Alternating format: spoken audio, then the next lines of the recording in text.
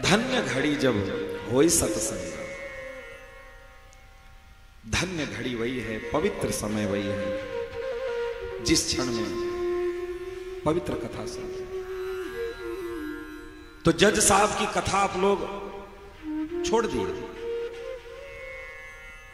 जो जज साहब गए थे ब्रज में, पत्तल को झाड़ झाड़ करके प्रसाद पाते थे भगवान को भोग लगा करके, वही जज साहब के हृदय में इतना भाव जग गया, इतना भाव में हो गए, धाम के प्रति इतनी आसक्ति, धाम के प्रति इतनी निष्ठा कि पूछिए। सोहनी की सेवा करते, संतों का दर्शन करते, संतों के सानिध्य में रहते, भगवान की कथा का रसास्वादन करते और मधुकरी मांग करके खाते, और जहां भंडारा होता संतों के उच्चिष्ट को उठा करके खाते। यही उनका काम था। एक दिन की कथा, एक दिन की कथा क्या, भंडारा हुआ, पत्तल ले जाकर के फेंका गया, और वो जब सब खा करके चले जाते थे तब आए, आकर के सारा पत्तल उठा उठा करके झाड़ने लगे, झाड़ करके एक पत्तल पर एकत्रित किए उच्चिष्ट प्रसाद। जानना, जिस प्रसाद को भगवान, जिस भोजन को, जिस रसोई को भगवान ग्रहण करते हैं उसको केवल प्रसाद बोला जाता है। लेकिन जब भगवान को भोग लगा हुआ हमारे आचार्य, हमारे गुरुजन स्वीकार करते हैं,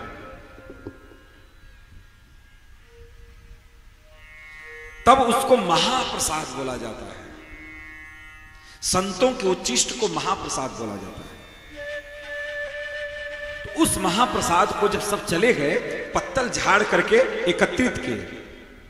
भगवान की क्या अद्भुत लीला थी, उस दिन भूल गए भगवान को भोग ही लगा लगा, भूल गए, और एकत्रित किया हुआ पत्तल में भोजन उठा करके मुख में डाल लिया। जैसे ही मुख में डाले वैसे ही याद आ गया, अरे हमने तो भगवान को भोग ही नहीं लगाया। अब क्या करें? अब वो न तो बाहर जाए न तो भीतर जाए। भीतर जाएगा तो भोग नहीं लगा है, बाहर जाएगा तो फिर भगवान को अपना उच्चिष्ट कैसे भोग लगाएंगे? फंस गए। मुख में तो डाल लिए, नीचे कैसे जाए, उसको ली लेंगे कैसे? भोग नहीं लगा है। प्रसाद के प्रति इतनी निष्ठा, इतना विश्वास, ऐसे महात्मा कि बिना भगवान को भोग लगा कुछ ग्रहण नहीं करते थे साहब, कुछ ग्रहण नहीं करते थे। जल भी नहीं पीते थे भगवान का स्मरण किए बगैर। हम लोग तो जो पाते हैं वही खा लेते हैं, कुछ भी आया कहीं से भी खा लेते हैं बिना भोग लगा। हम लोग कभी चिंतन ही नहीं करते भोग लगा है कि नहीं लगा है। बिना भोग लगाए, देखिए साधुता तभी जीवन में आएगी। कुछ भी आप ग्रहण करने जाइए तो आपके चित्त में प्रभु का स्मरण हो जाए।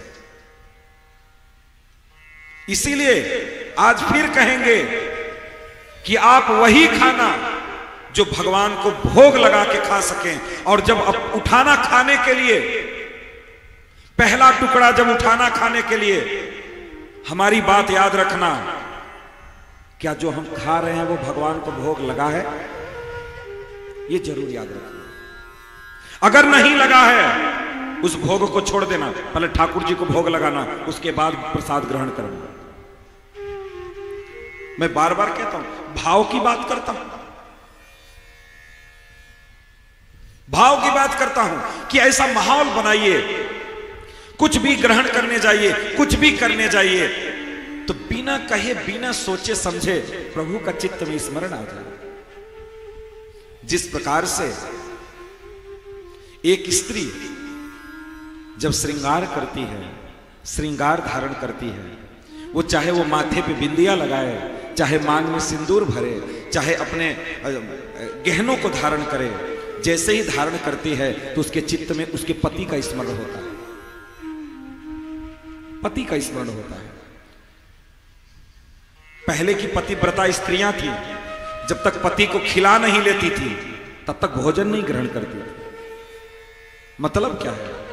भोजन ग्रहण करने जाएगी तो उसको लगेगा अभी हमारा पति खाया नहीं, मैं कैसे खा लूं।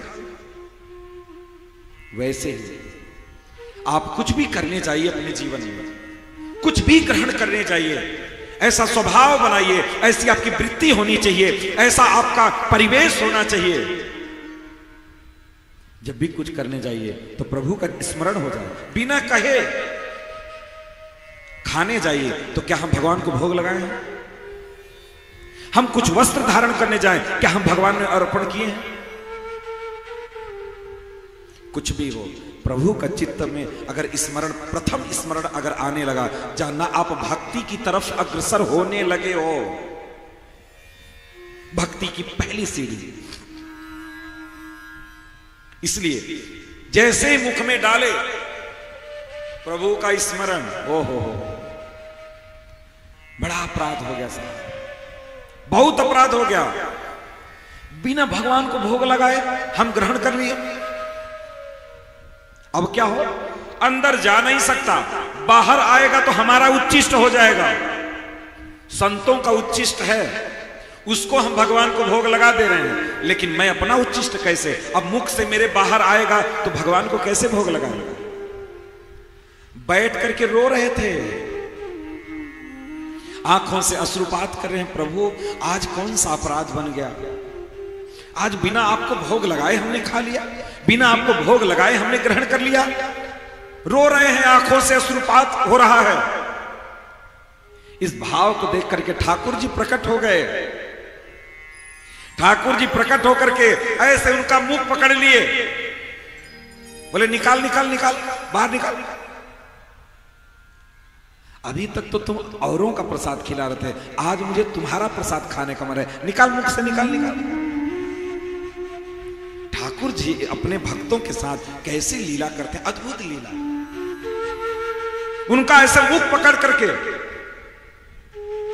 मुख पकड़ के ऐसे फाड़ करके भगवान मुख में से हाथ डाल करके और जो उच्चिष्ट प्रसादी था उठा करके खा लिए। स्वयं भगवान उच्चिष्ट प्रसादी खा लिया। चिल्लाते रह गए महात्मा जी, अरे प्रभु बहुत अपराध हो जाएगा, बहुत अपराध हो जाएगा। बोले आज ही वास्तव में हमको प्रसाद मिला है। संतों का भाव, प्रभु कैसी लीला करते हैं। ब्रज में लीला कर रहे हैं, गैया चराने जा रहे हैं, एक कलेवा उठा करके खा रहे हैं, ग्वाल वालों को खिला रहे हैं, ग्वाल वालों के मुख का उच्चिष्ट खुद खा रहे हैं। यही देख करके तो ब्रह्मा जी भ्रमित हो गए। ब्रह्मा जी भ्रमित हो गए कि भगवान है, ये जूठन खा रहा है, दूसरों का भगवान हो ही नहीं सकता। ऐसे लीला। इसलिए प्रसाद की महिमा है। कुछ भी ग्रहण करने जाइए, कुछ भी करने जाइए,